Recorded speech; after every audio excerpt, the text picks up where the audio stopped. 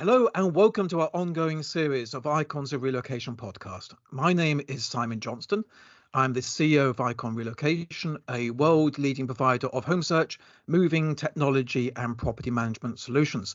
Now, today I am delighted to be joined by a couple of ladies from Chestertons to talk about what perhaps might be my favourite conversation in the relocation world at the moment, and that is the current state of the UK and particular London housing market. So welcome to Eliza and Katinka. Thank you both for joining us today. It's so kind of you. How are you? Yes, good, thank you.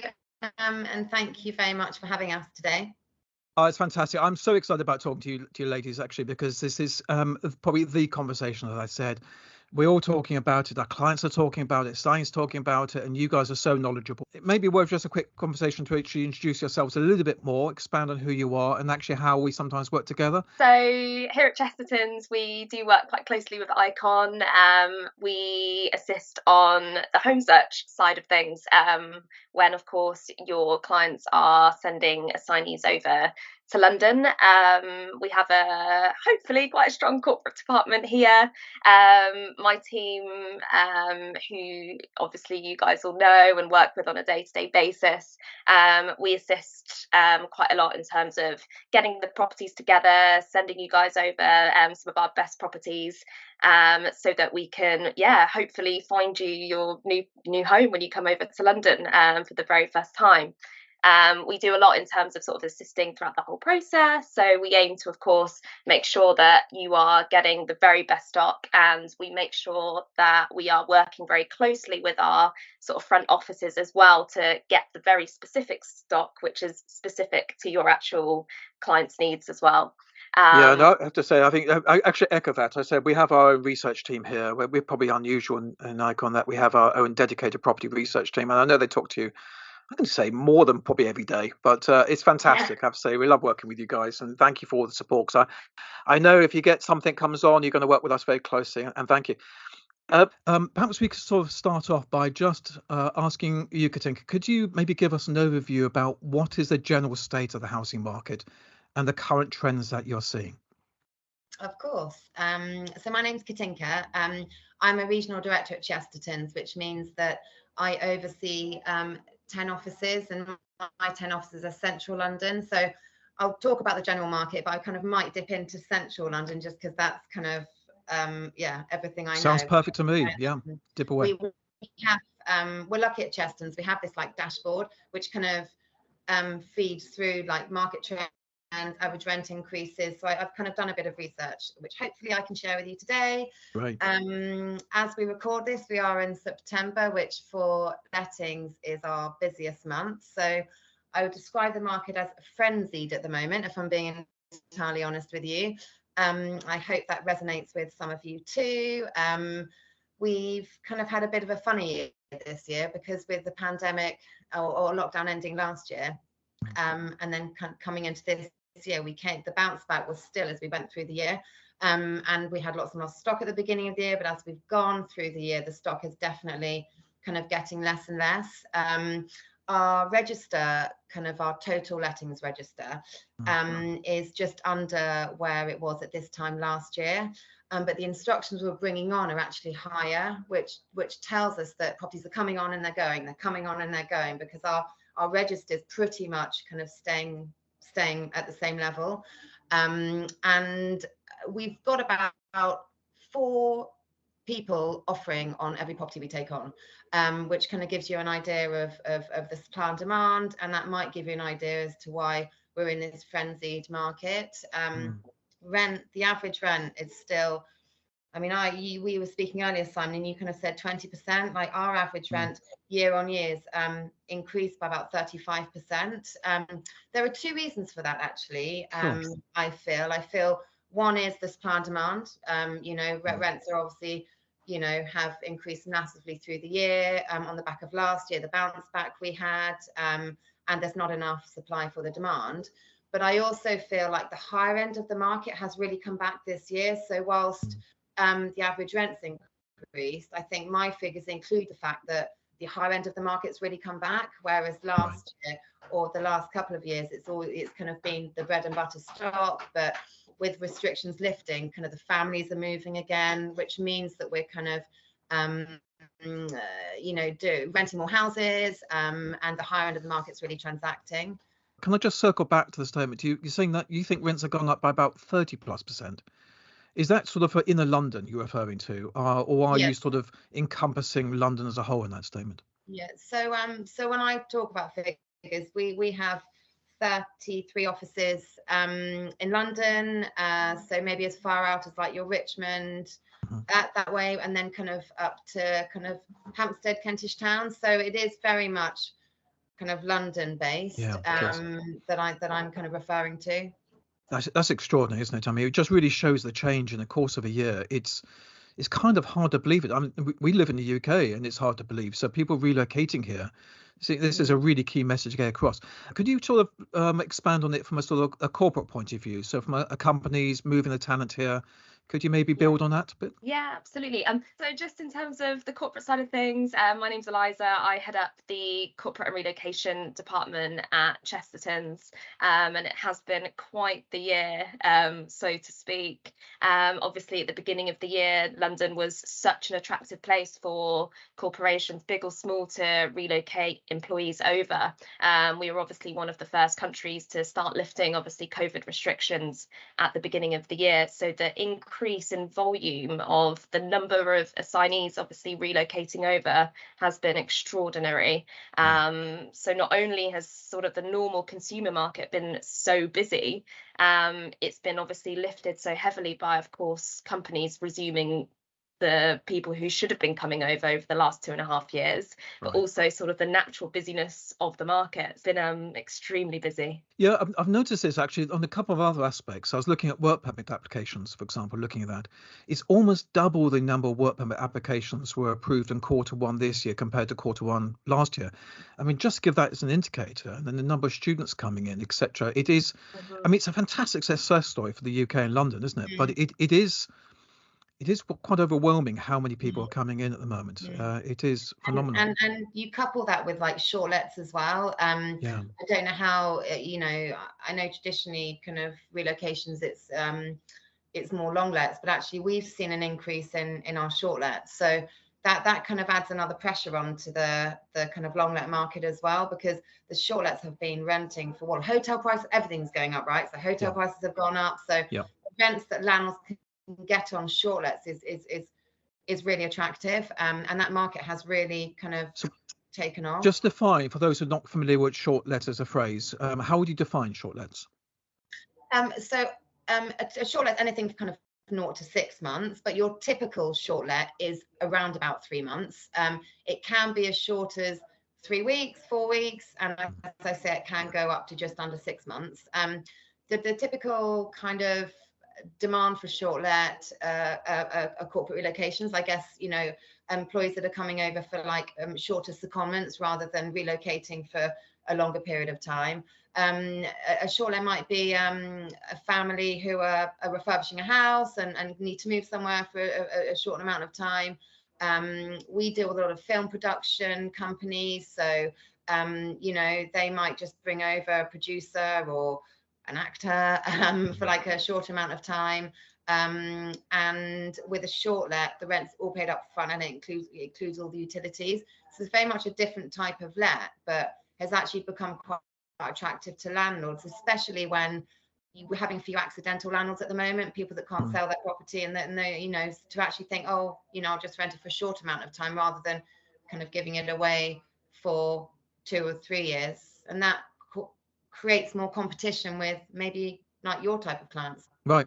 Actually, I was going to move on to another question, but I just want to ask one other thing quickly. You mentioned actually at the beginning of this conversation about stock levels have maintained to a reasonable level, but there is a higher demand, so they're going quicker. Do you anticipate stock levels maintaining that? Do you think they might go up, down? Do you have any vision about what might be coming there? When rents were kind of increasing, I was like, well, this is going to be really good for the buy to let market, because a lot of people have been moved out of that market just due to the increase in legislation, tax legislation. But actually with rents going back up, it was like, well, that would cover all those costs. So I was quite excited by by that. But now interest rates are going up and that's all going up. I'm like, oh God, well they're probably not going to be as it's not going to be as an attractive option for buy-to-let investors anymore. So I think we'll definitely see stock level out. However, as we go through the year, I think demand naturally will decrease slightly because kind of November, December are traditionally quieter months for the industry, although December can be quite a busy month still. So I just think it will be the cycle again. I think stock will level out, but demand will level out. That's kind of like how I sit towards the end of this. Yeah, as we go. Really helpful. Thank you. So yeah, because we're looking at our data, it looks like stock levels are dropping very quickly. But I also recognise that stock is coming on and going extremely quickly. Maybe I could just move the conversation on a bit as well. I'm really interested to know what are the sort of the popular locations. Maybe you can look at it from the sort of the VIP end or whichever end you look at. But at the moment, what are the trends? Where are people interested in moving to? Could you maybe explore that for us, Eliza, if that would be good? Yeah, I think as Katinka touched on earlier, of course, we've seen such a massive increase in families relocating over again. And as a result of that, we are seeing the relocations to the areas like St John's Wood, for example, where you've got the American school. So we are seeing a really, really massive increase in the VIP assignees coming over to that way. Of course, Kensington and Chelsea always remains a high. But other areas as well, Fulham, we've seen a massive increase in VIP searches for this way. Hyde Park and Marylebone, as always, Hampstead and Maida Vale have sort of been the top areas at the moment for the course of the year. Which again I think comes down simply to the excellent schools that are obviously in these areas. And of course they're beautiful. Yeah. So, which is probably putting more demand on those locations as well. I mean, every one of those is an amazing place to live. I mean, I don't know why I have a complete soft spot for Maida Vale. I don't know why, but it's just it's a lovely place to live, isn't it? But obviously it's putting a huge extra demand on those areas, which I suppose means that we're going to have to be quicker than ever. If there's a good property coming on, if you've got something and you're sharing it with our team, it's all about speed, I would suggest. Would you agree on that? We're going to move on to some top tips in a second, but would you say speed is probably the essential ingredient? Yeah, definitely. Eliza and I were talking the other day, actually, I had kind of a meeting with my managers in our Knightsbridge office, and Eliza was saying how, even some, I'm sure some of your agents, Simon, are kind of, looking at properties on videos and on the odd occasion, even thinking, God, they've been looking for a while and will they have to take this property on a video, which is such a change. And usually it'd be like, first viewing, second viewing, even a third viewing before you decide. When I was running Fulham and we used to take the relocation agents out, it was always a second viewing every time, like even maybe a third viewing, because, but that's definitely changed in terms of like virtual viewings, like videos, or we'll often go to property and FaceTime because that's better than just a video. Because if they don't, other potential tenants looking for themselves, understand that they do need to be quick. So we'll see something on a video, we'll make an offer. We'll go and see something once and then make an offer. So you kind of, if you're not going to make a decision, I'd say within that 24 hours after, you're kind of restricting yourself from kind of from being a contender if you wanted to offer, because there will always be 3 or 4 more offers on the table. Yeah, that's fantastic here, because this is something that we're trying to echo. It's not us being bullish. It's a fast market, and if you see something you like, react quickly, make your offer quickly, get your details quickly, work with us, we work with you, and can secure that property if we can. But speed is essential. Our agents have adapted to that as well, because we do understand it's a really big decision for someone, especially moving your family. So whilst it might just be a video, we'll speak a lot more in detail over the phone about the property. We'll really go the extra mile our end to make sure we're helping you make an informed decision, because at the same time as us, this market's just so busy. We also want it to be an enjoyable experience, and people to kind of come away thinking, okay, I have had to act quickly, but I have made an informed decision as well. So that's really important for us as an agency, and we really we've had to adapt the way we basically train our negotiators, I guess. Yeah, no, that's really good. Okay, let's have the last bit with some top tips, because I think between you two, we should be able to come up with some really good ideas. So, somebody's relocating to the UK. They're having a chat with us. We're identifying what's working with them. What would be your top tips that you suggest is essential in today's market? And who can we start with? Eliza, have you got any? Yeah. So a big one, of course, is pets. We've seen a massive increase yet again year on year in the number of dogs and cats Absolutely. and fish and rabbits and God knows what else coming over. So I think the one thing that I would say, which always separates you from someone else, obviously in a competing bid scenario on a rental property, is that always be pre-prepared. If you know that you're going to bring your dog over, get that landlord reference from your landlords in advance so that it's ready to go over with your offer. That would be sort of my number one tip with regards to that. And also we've seen such a high volume in pets CVs coming over as well, but they work. It's ridiculous, it's hilarious. When we receive them, don't get me wrong, we're sat there, we're looking at the photos and reading the hobbies and things, but it does work. It just sort of, it creates a sort of, not a fun element, but it creates a bit of it sort of breaks the barrier a little bit on that front. So I do think they work, and things like adding in the hobbies or just funny things like they're declawed, or all those sort of things that just sort of shape the pet as almost a tenant. Yeah, well, it makes it more personal, doesn't it? Exactly. It's a really good comment. It's nice to know those are popular. Okay, great. Yeah. Fantastic. Yeah, pets. And I think a top tip for me would just be to really understand, like, it is about compromise. And in the London, in the lettings market at the moment, we all have to compromise. We all want that perfect house, but the market's just not like that now. So if and people are having to spend more on rent, which is a nice thing to make people do. So and it's hard, isn't it? Because when people are overpaying, which is what the market's saying, it's not very nice. But just compromise. If the location next to the school's the most perfect thing, then the extra bathroom, maybe you kind of have to knock that off your list. The lettings market will change, and we will come back to a market where we can have our perfect home. But if you don't want to miss out on a property, like, really focus on the necessities that you want, because compromise will have to play a game in it. Okay, so compromise or like flexibility on this is key. Brilliant. Okay, have you got any other top tips? I think as well, like in the past, you would have the landlord might be presented with one offer from a student and one offer which can obviously be presented as a corporate offer, because of course it's come through us, we're closely working together.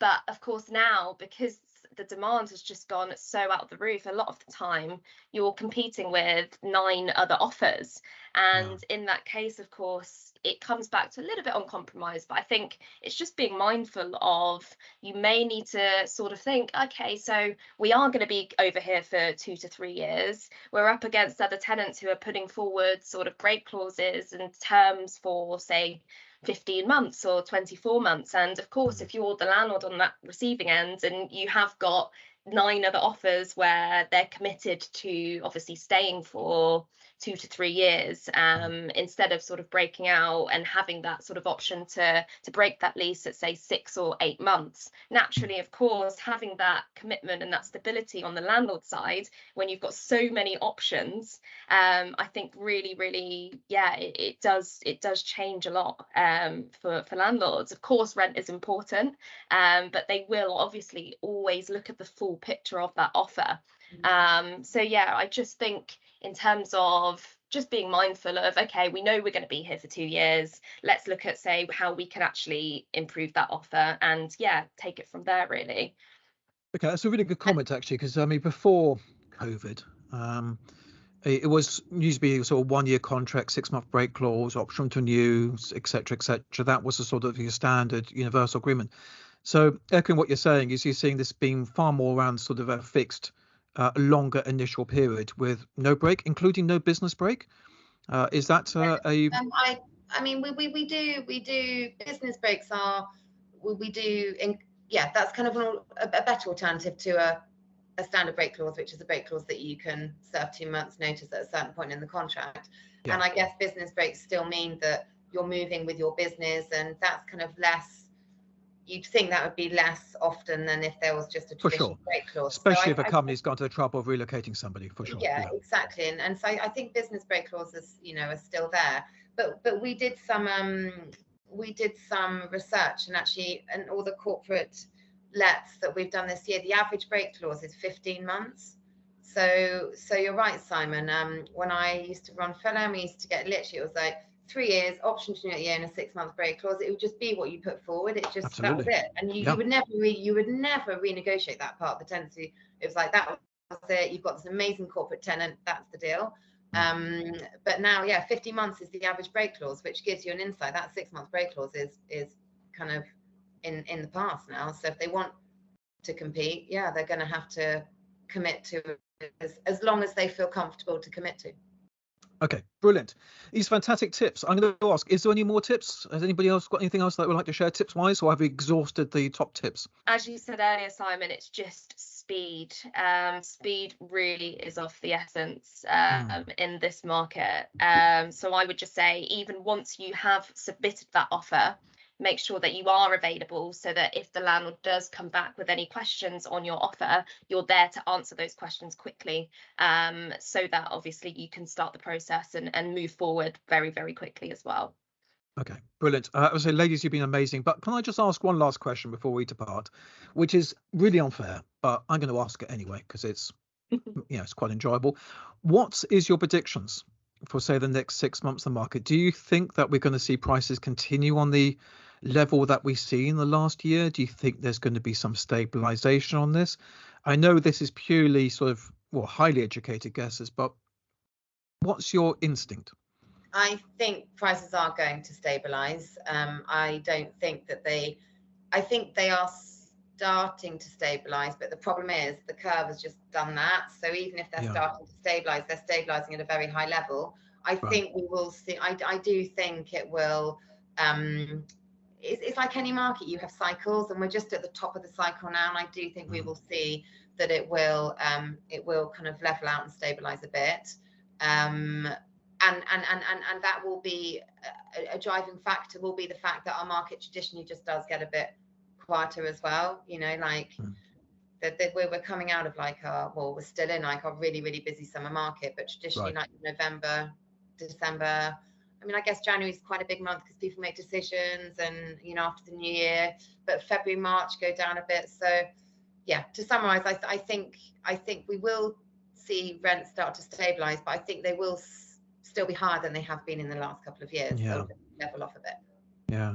Eliza, would you agree with that, or do you have any additional comments? I would agree with that. I do also think demand will continue to increase. I do imagine that there will be more actual renters coming into the market.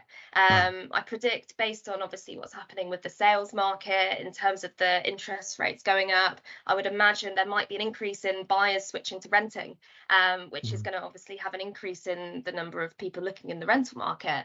And what I'd also say on that front as well, because the market has been so challenging this year, what we've found is a lot of people have renegotiated their contracts, which again has resulted in less stock coming back onto the market.